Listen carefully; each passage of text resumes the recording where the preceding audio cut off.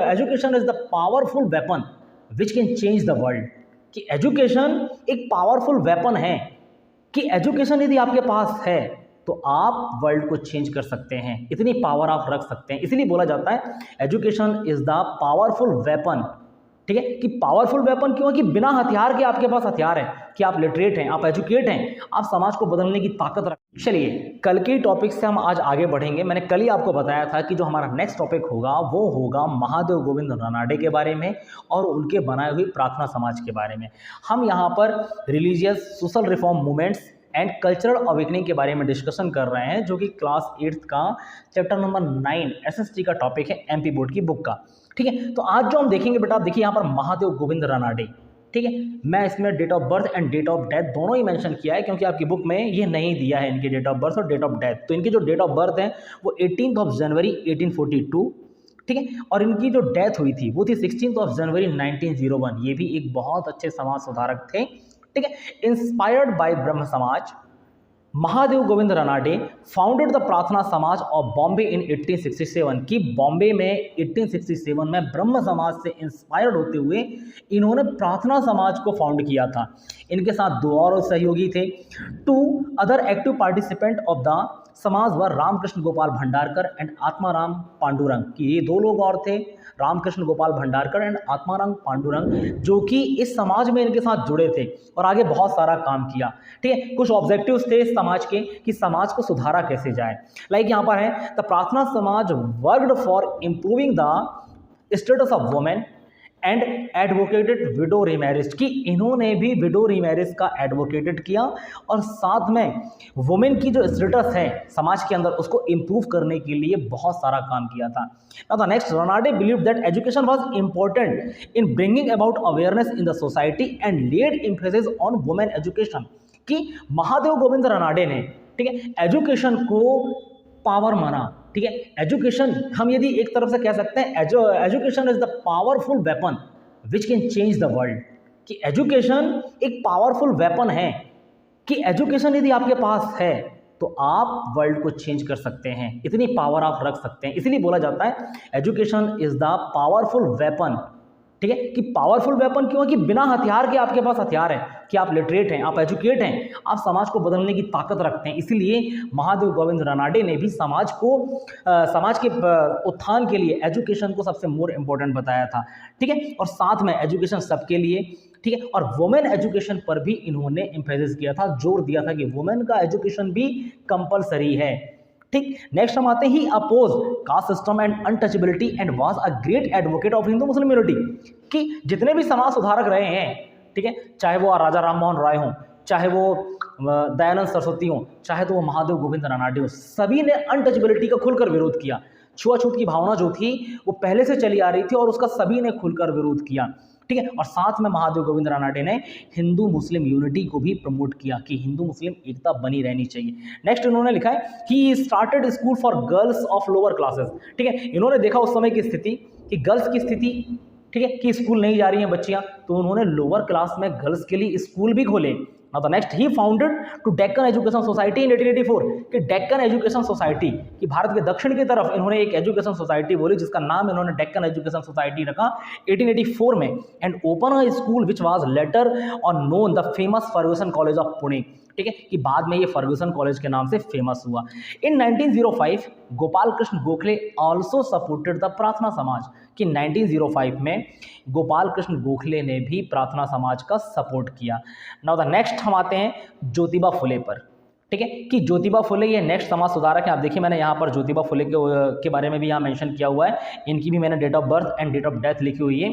ज्योतिबा फुले ये भी एक बहुत बड़े समाज सुधारक थे जिनके date of birth 11 April 1827 and इनकी जो डेट ऑफ डेथ है वो है 28 नवंबर 1890, पुणे में इनकी डेथ हुई थी।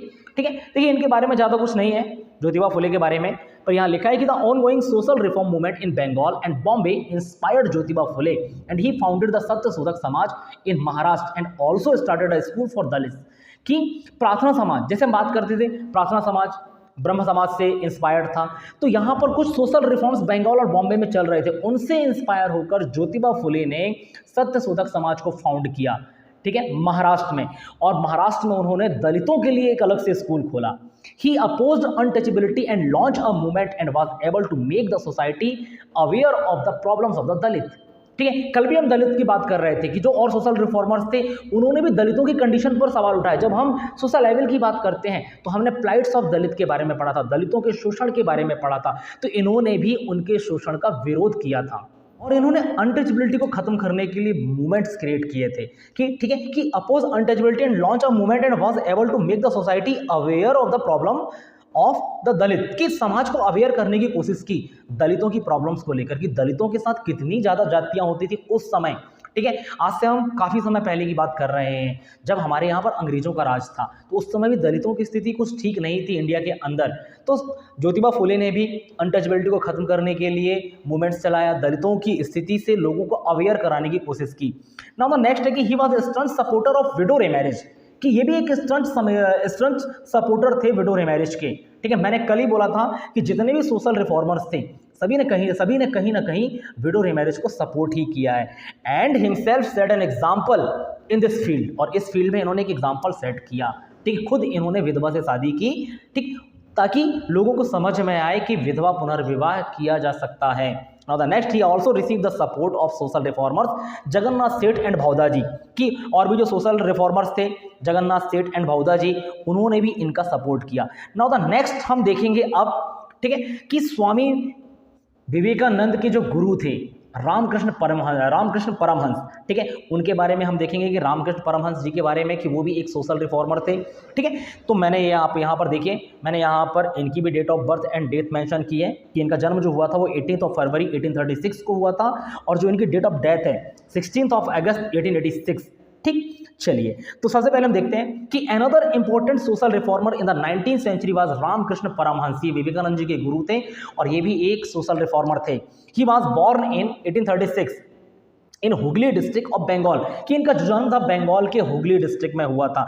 Bye childhood he was spiritual and accepted purity of all the religion, कि चाइल्डहुड से ही यदि हम देखें तो ये स्पिरिचुअल थे, धार्मिक धर्म को मानने वाले थे, धर्म की तरफ आस्था रखने वाले थे और purity of all the religion, और सारे रिलीजन के लिए इनके मन में प्योरिटी था।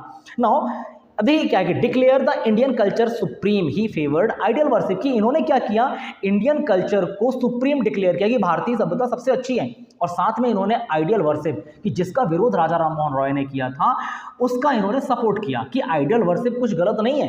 Now the next, all the reformers were highly impressed by the idea of Swami Ramakrishna Paramahamsa, कि जितने भी रिफॉर्मर थे, ठीक है, सभी इनके आइडिया से इंप्रेस्ड थे।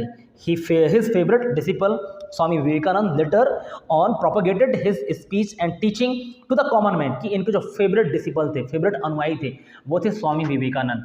ठीक है, स्वामी विवेकानंद थे और बाद में जिन्होंने रामकृष्ण परमहंस के स्पीचेस को, उनकी बातों को प्रोपेगेट किया, कॉमन लोग तक पहुंचाने की कोशिश की। ठीक है, तो स्वामी विवेकानंद उस समय इनसे मिले और सबसे पहली चीज़ तो ये कि फेवरेट डिसिपल के साथ साथ स्वामी विवेकानंद के फेवरेट गुरु भी थे। ठीक है, स्वामी विवेकानंद इनसे मिलने के बाद इतने ज़्यादा इंस्पायर हुए रामकृष्ण परमहंस से मिलने के बाद कि उन्होंने सारी चीज़ छोड़कर सिर्फ रामकृष्ण परमहंस को अपना गुरु मान लिया। ठीक है, एक इंसिडेंट मैं आपसे शेयर करना चाहूँगा रामकृष्ण परमहंस और स्वामी विवेकानंद का।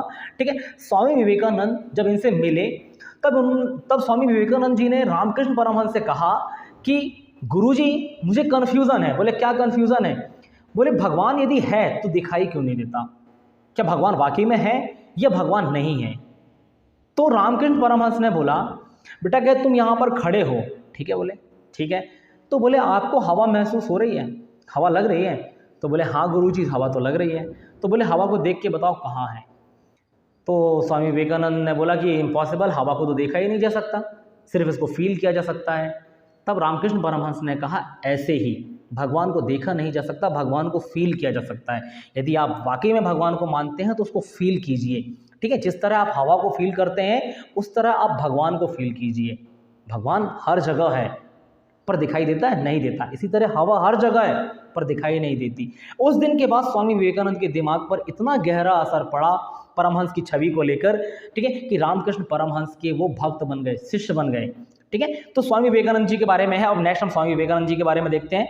ठीक है, कि Swami Vivekananda was born in a well to do family, कि इनका जो जन्म था वो अच्छी फैमिली में हुआ था। बंगाल में 1863 में इनका जन्म हुआ था। In his childhood he was known as the Narendra Nath Dutt, की बचपन में इनको नरेंद्र नाथ दत्त कहा जाता था, ठीक है। फिर बड़े हुए स्वामी विवेकानंद बने। It was the search of knowledge, it was the search of knowledge that led him to Swami Ramakrishna Paramahamsa, की नॉलेज की खोज में वो स्वामी रामकृष्ण परमहंस से मिले थे। जैसा कि मैंने अभी आपको बताया, ठीक है, कि नॉलेज का सर्च, कि ज्ञान क्या होता है। ज्ञान जब आप, ठीक है, जितने भी आपके कन्फ्यूज़न हैं, यदि सामने वाला बंदा आपको दूर कर रहा है, उन कन्फ्यूज़न को दूर कर रहा है, तो वही आपका गुरु है, ठीक है। तो स्वामी विवेकानंद के कन्फ्यूज़न को रामकृष्ण परमहंस ने दूर किया, उनको सेटिस्फाई किया, देन वो डीपली इंस्पायर हो गए स्वामी रामकृष्ण परमहंस से स्वामी विवेकानंद, ठीक है। Now Vivekananda establish Ramakrishna mission in 1897, कि 1897 में इन्होंने रामकृष्ण परमहंस के नाम से रामकृष्ण मिशन की स्थापना की थी। देखिए इस मिशन में कुछ लोग थे, ठीक है, जैसे लिखा था main aim of the mission was to link Indian nationalism to spiritualism and serve the society, कि नेशनलिज्म को स्पिरिचुअलिज्म से इन्होंने कनेक्ट किया, लिंक किया, और साथ में समाज की सेवा के लिए इन्होंने ये मिशन बनाया था। नेक्स्ट है the mission did commendable relief work in flood, famine and epidemic and ran educational institution, कि अब इन्होंने कमांडेबल वर्क, जैसे कमांडेबल, जैसे बात करें कि कमांडेबल का मतलब होता है कि ये जो रिलीफ वर्क होते हैं, ठीक है, उनके लिए डेडिकेटेड थे। जैसे कहीं पर बाढ़ आ गया, कहीं फेमाइन आ गया, एपिडेमिक है, महामारी फैली हुई है, तो ऐसे इलाकों पर इनके जो मिशन में जो लोग काम करते थे वो सभी की सहायता करते थे। नाउ द नेक्स्ट है this mission respect all religion and worship rituals and honoured their religious devotions, ठीक है, कि यहाँ पर मिशन में उन्हीं लोगों को एंट्री दिया जाता था जो सभी धर्मों का बराबर से सम्मान करें, ठीक है, क्योंकि सभी धर्म एक हैं। बेसिकली मैं यदि आपसे बात करूं तो यदि आप पढ़े लिखे हैं, आप लिटरेट हैं, आप एजुकेटेड हैं, तो आप किसी धर्म की बुराई नहीं कर सकते, ठीक है। दुनिया में सभी धर्म, हिंदू हो, मुस्लिम हो, सिख हो, ईसाई हो, सभी एक हैं। यदि आप पढ़ लिख लिए हैं, आप समझदार हो गए हैं, तो आपको ये समझ में आ जाएगा कि सारे गॉड, ठीक है, कि सबका मालिक कोई एक है, गॉड कोई एक है, ठीक है। हम यदि पढ़ने लिखने के बाद यार बोलें कि यार नहीं वो धर्म ठीक नहीं है, हमारा धर्म ठीक है, या वो धर्म ठीक नहीं है, हमारा धर्म ठीक है, तो हम काहे के पढ़े लिखे हैं? हम कैसे पढ़े लिखे व्यक्ति हैं फिर, कि यदि हम दूसरे धर्म का सम्मान नहीं कर सकते? आप भले किसी धर्म को मानिए, लेकिन हर धर्म का एक अपना अस्तित्व होता है, हर धर्म अपने आप में सर्वश्रेष्ठ होता है, ठीक है। जरूरी नहीं है कि आपका धर्म सर्वश्रेष्ठ है, आपके लिए आपका धर्म सर्वश्रेष्ठ है, लेकिन किसी और के लिए उसका धर्म सर्वश्रेष्ठ है। तो रामकृष्ण मिशन के अंतर्गत यही बातें थी कि आप सभी धर्मों का सम्मान कीजिए, सभी धर्मों के अनुयायियों का सम्मान कीजिए, ठीक है, जिस तरह आप अपने धर्म का सम्मान करते हैं। कहने का मतलब ये कि सभी धर्म इक्वल हैं, सभी धर्म की जो महत्ता है वो अपने आप में सबसे महत्वपूर्ण होती है, ठीक है। Next he inspired the countryman to eliminate poverty and create awareness. Countryman यानी गांव के लोगों को इन्होंने क्या किया, इंस्पायर्ड करने की कोशिश की, ठीक है, उनकी कंडीशन को इंप्रूव करने की कोशिश की कि भैया आप कैसे पॉवर्टी से अलग हो सकते हो, मतलब पॉवर्टी को हटाकर आप कैसे इसके लिए, रोजगार के लिए या तो काम करने के लिए अवेयर हो सकते हो और अपनी पॉवर्टी को खत्म कर सकते हो। Now the next he believe that Indian culture was the best of all and he help to raise the prestige of Indian culture in foreign countries, कि इन्होंने ये भी माना कि इंडियन कल्चर जो है फॉरेन के अदर कल्चर से बेस्ट है, कि Indian culture was the best of all and he help to raise the prestige of Indian culture in foreign countries, की इन्होंने फॉरेन कंट्रीज में इंडियन के कल्चर की प्रेस्टीज यानी सम्मान को बनाए रखने के लिए भी काफ़ी सारा वर्क किया स्वामी विवेकानंद। 1893 का इवेंट्स आपको याद होगा, शिकागो का वो सम्मेलन आपको याद होगा जहां स्वामी विवेकानंद ने जीरो के ऊपर भाषण दिया था, ठीक है। उनके पास 1 मिनट का समय था बोलने के लिए, लेकिन जब उनको बोलने के लिए कहा गया तो सुनने वालों को इतना अच्छा लगा, इतना अच्छा लगा कि वो चाहते थे कि स्वामी विवेकानंद बोलते ही रहें, बोलते ही रहें, बोलते ही रहें, ठीक है। इन्होंने युवाओं का काफ़ी ज़्यादा समर्थन किया था, युवाओं के बारे में काफ़ी ज़्यादा बात की थी। इन्होंने माना था कि Swami Vivekananda was of the view that youth were the biggest force of the country, ठीक है, कि इन्होंने क्या बोला कि स्वामी विवेकानंद का व्यूज क्या था, व्यू कि Swami Vivekananda was the view that youth were the biggest force of the country, की यूथ ही है जो इस कंट्री की बिगेस्ट फोर्स है, बड़ी फोर्स है जो कि कुछ भी कर सकती है।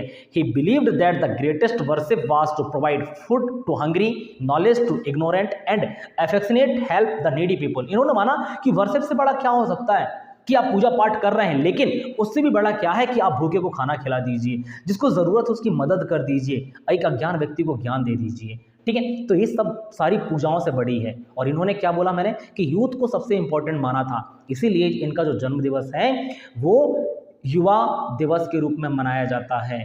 ठीक है, तो चलिए जो नेक्स्ट क्लास होगी हमारी, हम उसमें theosophical society and Annie Besant के बारे में डिस्कशन करेंगे। आज के लिए बस इतना ही। Thank you so much.